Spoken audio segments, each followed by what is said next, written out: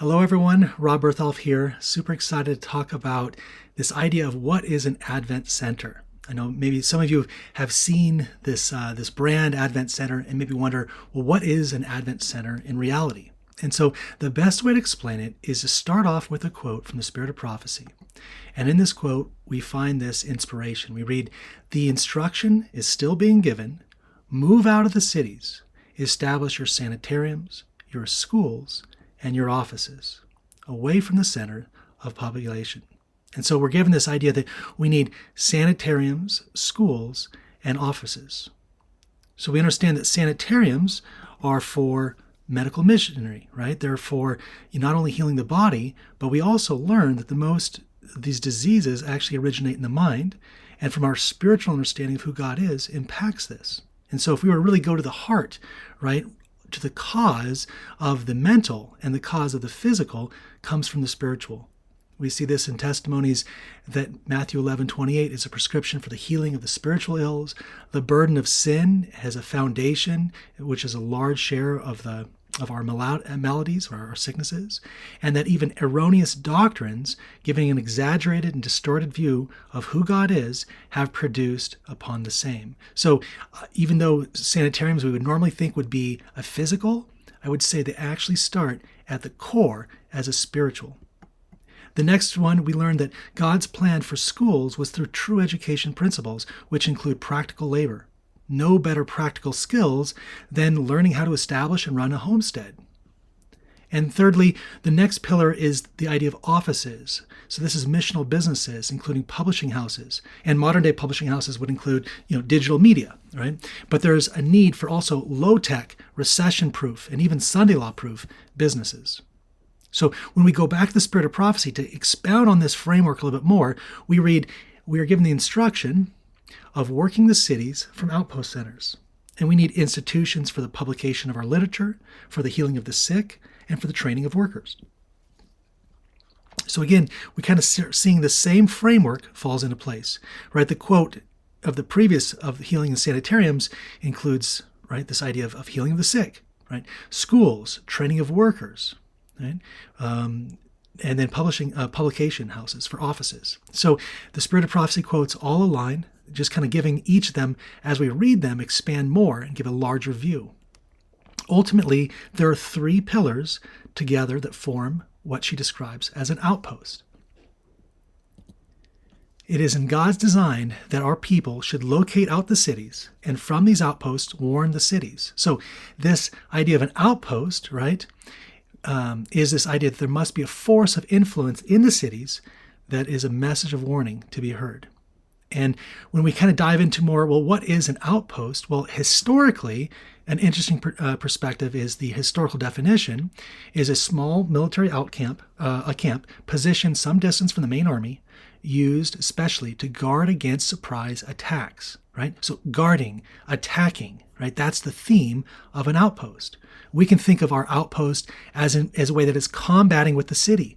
We must be far enough removed to shield ourselves and our families from its contamination while being close enough to attack the city with a message of warning. So far enough to shield, close enough to attack. We must make wise plans to warn the cities, right? That's that attack.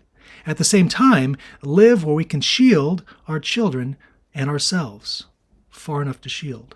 But understand that while this gives us hopefully a pretty clear picture of demystifying what an outpost is, we have to remember that not all outposts are the same.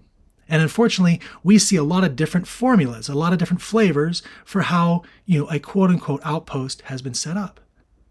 And I want to talk about the idea of it's the order in this formula that will determine success or not. So let's dive in real quick. One of the required ingredients of an outpost is a place where we can live and garden, right? This is a place to shield, right? And we call this a homestead. The purpose is found in the name. It's a home outside of the city, okay? A place that we can provide for ourselves and our families to reduce the costs, eating healthier, and also having provisions when we are unable to buy and sell. The purpose also is that we can be free from the interference of our enemies, That's that shielding concept.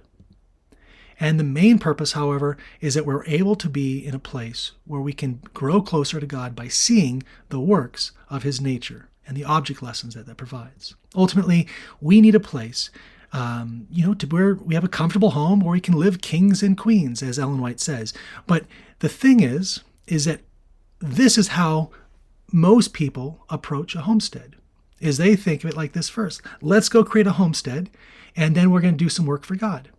But what we got to kind of get a sense on is, well, what is the focus? If we are saying our purpose of leaving the city is to go in the country and homestead, what is the main focus, right? And what we'll find is that the focus is on ourselves. Now, this is God's plan for us, but it's not the full plan. If we're only planning on homesteading, we are being selfish. The homestead alone is not an outpost. So be clear, homestead does not equal outpost. In addition to self, we really need to focus on others. An outpost must include a ministry.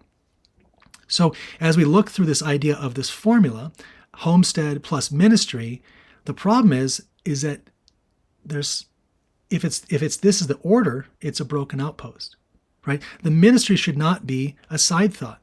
If we're only wanting an outpost to start thinking of homesteading first, we're going to attract others who are also thinking of themselves first. And when times get tough, your community will fall apart. The formula will only work, right, if it's inverted, if there's a different order of things.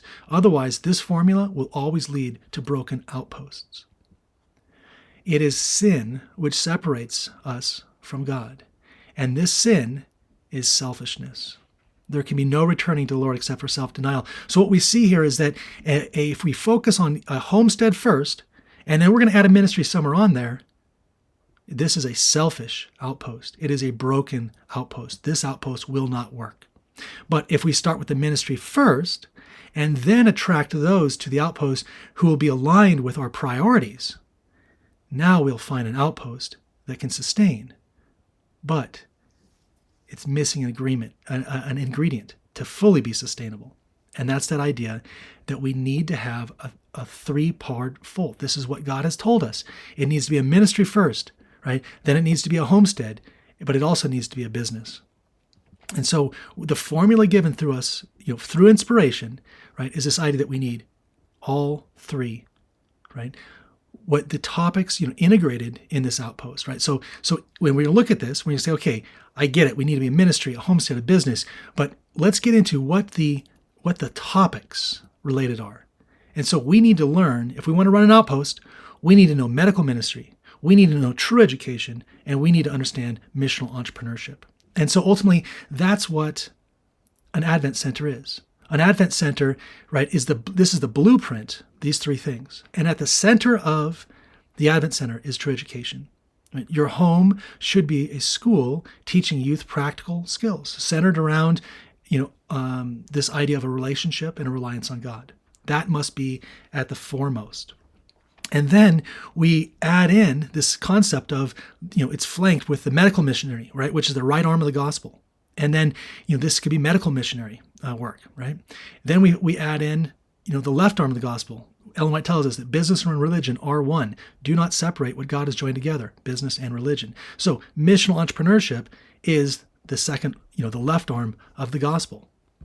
And so as we start looking at this, we'll see that, these are what's required, these three topics. And so if you want to do outpost work the way God had intended, if you want a formula for how to create a sustainable outpost, we need to focus on each of these three components. And that's what we'll be speaking on a lot about. The idea of Advent Center is to create a formula that others can follow that has everything that they need, essentially outpost in a box, so to speak. All of the resources, all the forums, all the questions that need to be asked, and the training that goes along with, including in medical ministry, true education, and missional entrepreneurship. And so I invite you to go on a journey with us as we learn these three topics, and we really are able to then incorporate into our lives and find what true happiness is and what our purpose of living is in the way that God has intended for us, both in this world and in the world to come.